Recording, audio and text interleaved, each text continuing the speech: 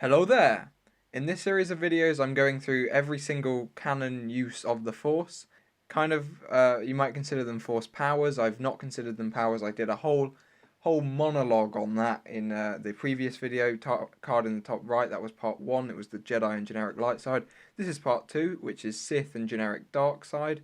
So we're considering the Sith, obviously, but also people like the Inquisitors or like Malakos from Jedi Fallen Order. So just kind of people that wield red lightsabers, to be honest. Or as Hondo puts it, horny-headed maniacs. And I really hope I literally just put in the audio clip of Hondo saying that, because I can't do a Hondo accent. But without further ado, let's go! I am assuming you have seen part 1 of this series of videos, mostly because there will be aspects that I gloss over in this video that I mentioned in the previous video. And it's also a very clever strategy, because then you have to watch both videos. So you can't just watch this one, unless I guess you don't want to watch the first one, but you decided that you want to watch this one, which is absolutely fine. Don't leave. But if you do want to leave and watch the first one, that's also fine. So let's jump into it with the kind of ones that we've already mentioned, so that'll be pretty quick, and then we'll go into the more exciting ones.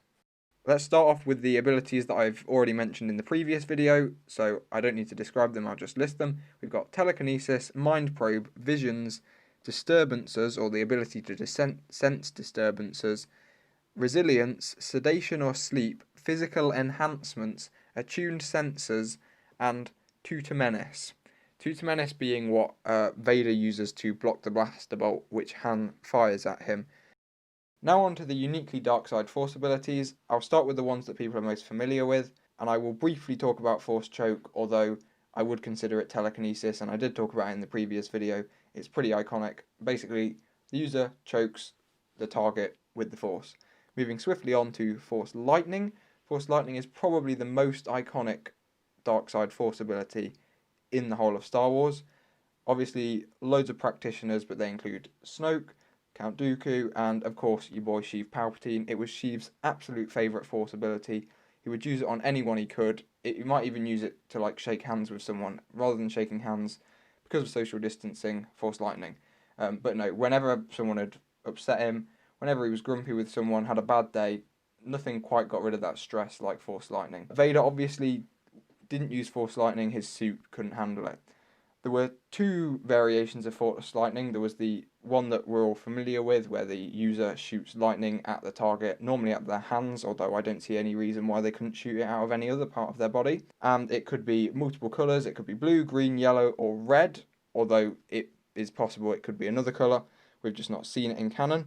We will move on to the other type of Force Lightning, which is Dark Aura. Dark Aura we've primarily seen in Battlefront 2.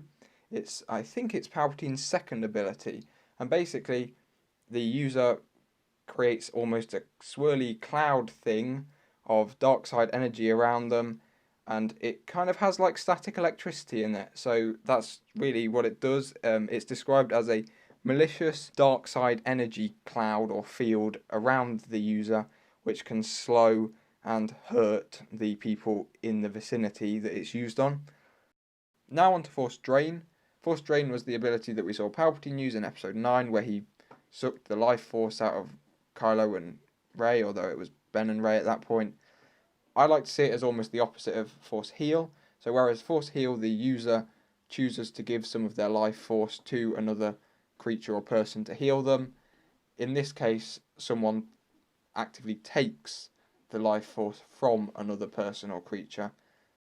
Now on to the ability to transfer one's consciousness to either another body or an object.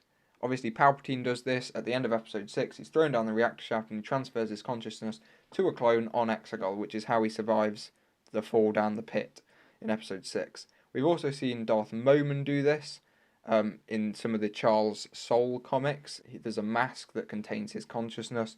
Next on to an ability which Darth Maul shows us beautifully. He gets cut in half, falls down a hole, but manages to survive because he's so angry. The Sith use their anger to give them strength and power, but he kind of takes this to the extreme and manages to survive what should have been a fatal injury because he's so angry. Next on to bleeding kyber crystals. The person who wants to bleed the kyber crystal pours all their hatred and anger into the kyber crystal, turning it red. basically because the Sith think that red is a cool colour and every other colour is for losers. That seems to be the only reason that they want to turn their kyber crystals red. It's kind of the opposite of force healing kyber crystals, which we talked about in the previous video, but there doesn't seem to be any distinct advantage of bleeding a kyber crystal other than the Sith and dark side users think that a red blade is cooler than any other colour. Sith alchemy next. Sith alchemy is, you guessed it, used by the Sith to do alchemy or magic. It seems to be quite versatile. I'm sure there's many uses of it, some of which we haven't yet seen in canon. Palpatine has used it multiple times in canon and has probably used it many times that we haven't yet seen in canon. He uses it to tempt Yoda in the 6th season of the Clone Wars. When Yoda is on Moraband, he makes Yoda see illusions. Sith alchemy is also used by Palpatine to try and gain access to the world between worlds in Star Wars Rebels, and in that same episode of Star Wars Rebels, he uses it to fire fiery energy at Ezra and Ahsoka. Sith alchemy was also used to reinforce Kylo Ren's mask in The Rise of Skywalker, and I'm sure it's got many other uses, some of which we haven't seen in canon, and there may be other uses in canon, but we'll leave it there for now because I have recorded this clip so many times you don't know how difficult it is to say Sith alchemy. Give it a go right now. Pause the video, Sith alchemy 10 times.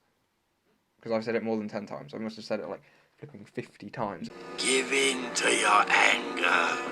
And we'll cut this clip down, or maybe we won't. Maybe there'll just be an error beep after this. I don't know. Error beep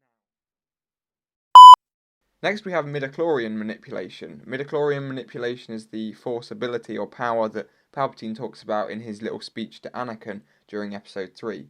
It's not a story the Jedi would tell you, it's a Sith legend.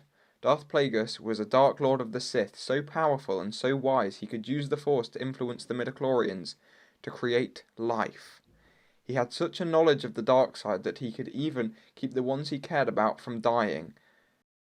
Lastly, on to probably the most important, the most powerful, the most useful use of the dark side that we will ever see in Star Wars, canon or legends.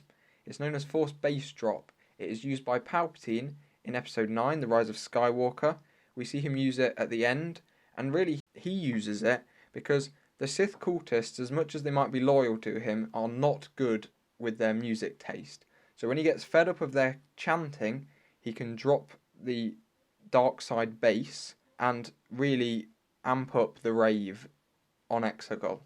Nothing will stop the return of the Sith.